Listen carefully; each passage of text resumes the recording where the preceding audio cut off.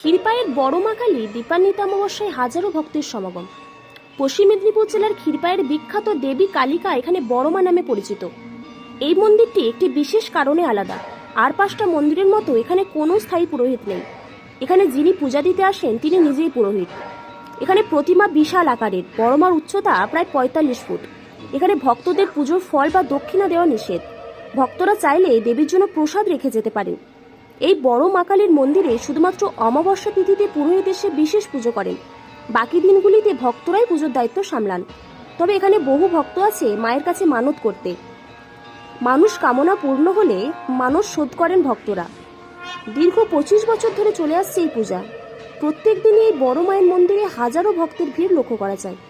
তবে আজ দীপান্বিতা অমাবস্যায় শ্যামা মায়ের পূজায় ব্রতী হয়েছেন সকল বাঙালিরা। সেই মতো ক্ষীরপাইয়ের বড় মা কালী মন্দিরে কেউ মা কালীকে দর্শন করতে, কেউ বা পুজো দিতে উপস্থিত হয়েছেন। সকাল থেকে বেশ কয়েক হাজার ভক্তদের ঢল দেখা গিয়েছিল। তবে সন্ধ্যা নামার সাথে সাথে ভক্তদের ভিড়ও বেড়েই চলেছে। তবে পুজো কমিটির তরফ থেকে ও পুলিশ প্রশাসনের তরফ থেকে সমস্ত দিকে নজরদারি চালানো হচ্ছে। আজ হচ্ছে দীপাবলি, দীপান্বিতা অমাবস্যা দীপাবলি। প্রত্যেক হিন্দু ধর্মের মানুষের কাছে আজ একটা বিশেষ পবিত্র দিন। এই দিনে লক্ষ লক্ষ ভক্ত বিভিন্ন মন্দিরে পুজো করতে যায়। মার কাছে নিজের মন থেকে চাই মাকে কিছু প্রার্থনা জানানো এই বিশেষ অমাবস্যার দিন। সেই রকমই আমাদের এই বড় মায়ের মন্দিরে আপনারা দেখতে পাচ্ছেন বহু মানুষ সকাল থেকে এই বড় মায়ের মন্দির পশ্চিমবঙ্গের পশ্চিম মেদিনীপুর জেলার ঘাটাল মহকুমার ক্ষীরপাইতে অবস্থিত এই মন্দির। এই মন্দিরে কোনো রকম পূজারি থাকে না। ভক্তরা নিজেরা এসে মায়ের কাছে নিজেদের ফুল দিয়ে মায়ের পায়ে হাত দিয়ে মাকে মনের কথা বলতে পারে, যার জন্য কোনো মাতৃখানে কোনো মানুষকে প্রয়োজন হয়নি। আপনি সরাসরি এসে মায়ের কাছে ফুল বেলপাতা নিয়ে মায়ের চরণে অর্পণ করবেন, নিজের মন থেকে মাকে জানাবেন নিজের মনের কথা। আপনি দেখতে পাচ্ছেন বহু মানুষ আজকে এই মন্দিরে এসেছে। তারা এসে একটু মায়ের পায়ে শুধু ফুল দেওয়ার জন্য দেখুন ভিতরে কীরকম তাড়াহুড়ো আরম্ভ হয়েছে। আমরা এত লাইন করে এত ভলেন্টিয়ার দিয়েও আমরা সেটাকে সহজে কন্ট্রোল করতে পারছি না।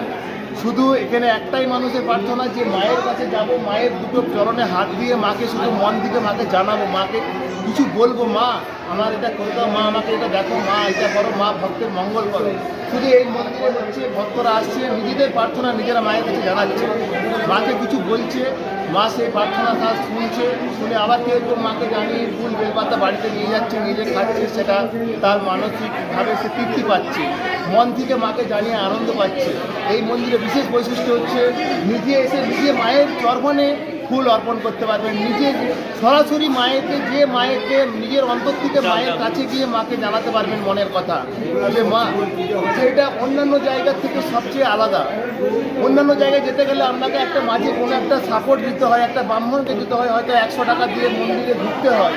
এখানে কোনো রকম টাকা পয়সা দিয়ে মন্দিরে আপনি নিজে এসে নিজের মতো করে যেটা জোগাড় করতেছেন, ফুল পাতা যেটা আনছেন সেটা নিয়ে মায়ের চরণে অর্পণ করবেন, মাকে জানাবেন, জানিয়ে নিজের প্রার্থনা জানিয়ে মায়ের কাছে জানিয়ে সেই ফুল বেলপাতা নিয়ে যাবেন। পুজো দেওয়ার জন্য আপনাকে যে অনেক কিছু নিয়ে আসতে হবে, এটা চাই ওটা চাই, কিচ্ছু চাইনি, শুধু নিজের মনে ভক্তি দিয়ে মায়ের চরণে অর্পণ করুন। দুটো ধূপকাঠি জ্বালান, দুটো বেলপাতা, একটা ফুল মায়ের পায়ে দিয়ে মাকে জানান, সেটাই হবে। আর এখানে কোনো পূজারি বা অন্য কিছু দরকার নেই। কাউকে এখান থেকে কোনো দক্ষিণা চাওয়া হয়নি যে তোমরা টাকা দাও, তোমরা মন্দিরে এটা করে দাও। ভক্তরা নিজেরা আসছে, সরাসরি মায়ের পায়ে হাত দিচ্ছে, মাকে সব কিছু মনের কথা জানাচ্ছে। আজ বিশেষ দিনে আজকে আমাদের সারা রাত এখানে পুজো হবে এবং আজকে পুজোর পরে কালকে সারাদিন এখানে খাওয়ানো হবে, খিচুড়ি প্রসাদ খাওয়ানো হয়। বিভিন্ন পশ্চিমবঙ্গের বিভিন্ন জায়গা থেকে লোক আসে আমাদের এই মন্দিরে। এখন বর্তমানে আসাম থেকে লোক এসেছে, বাংলাদেশ থেকে লোক এসেছে এবং আগের বারে পুজোতে মনে হয় ত্রিপুরা রাজ্য থেকেও কয়েকজন এসেছিলেন। বহু বাইরের থেকে, পশ্চিমবঙ্গের বাইরের বহু বিভিন্ন ভক্ত মায়ের কাছে এসে মায়ের চরণে হাত দিয়ে শুধু প্রণাম করেন। এর জন্য মায়ের চরণে দুটি চরণে পা দিয়ে হাত দিয়ে প্রণাম করে মাকে মনের হৃদয় থেকে মাকে নিজের প্রার্থনা জানানোর জন্য মানুষ বহু দূর দূরান্ত থেকে ছুটে এসেছেন। আপনারা ভিড় দেখতে পাচ্ছেন মন্দিরের ভিড়ে। এই অবস্থা আজকে মন্দিরে। আজকে এখন পর্যন্ত 1020-র উপরে লোক চলে এসেছে। সারা রাত লোক আসবে, মোটামুটি আপনি ধরতে পারেন 50,000-এর কাছাকাছি আজকে লোক আসবে। কালকে আমাদের দিনের বেলায় 10 থেকে 15,000-এর মতো লোক ভোজন করবে। মায়ের প্রসাদ, অন্ন প্রসাদ একসঙ্গে 500 জন বসে খেতে পারবে। ওই জায়গাটা যেটা করা আছে আমাদের, 500 জন বসে একসঙ্গে খাবে। প্রায় 10 থেকে 15,000 লোক এখানে খাওয়া দাওয়া করতে পারবে। আপনার নাম? শ্যামসুন্দর অধিকারী। মায়ের প্রস্তুতি মোটামুটি কমপ্লিটের মধ্যে এই রাত্রির মধ্যে হাজার হাজার ভক্ত এসে দেখবে সব বাইক থেকে। এই উত্তর মা কীভাবে কাকে টেনে আনছে তার উত্তর থেকে বলতে পারবে না। মোটামুটি প্রশাসনের দিক দিয়ে বা আমাদের ভলান্টিয়ারের দিক দিয়ে আমরা সব ঠিক আছি।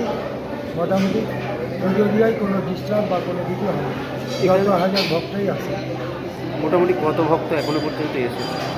এ বলা মুশকিল, কয়েক হাজার ভক্ত আসবে এটা ঠিক, কারণ সবই বাইরে। কলকাতা, আসানসোল, দুর্গাপুর, এদিকে আসাম, বাংলাদেশ থেকেও লোক আসছে, তারা আগেও এসেছে, তারা আবার আসবে। ওই নেটে সার্চ করে তারা মন্দিরে আসছে, আবার তারা আসবে বলেই জানিয়েছে। এবং বহু ভক্ত মায়ের কাছে এখানে কি পুরোহিত লাগে না পুজো করতে? এখানে প্রতি অমাবস্যা ক্যালেন্ডারের তারিখে দুজন ব্রাহ্মণ থাকে, বাকি দিন নিজের পুজো নিজে করে। কৌশিক প্রসাদের রিপোর্ট, দ্য ইউনিটি বাংলা।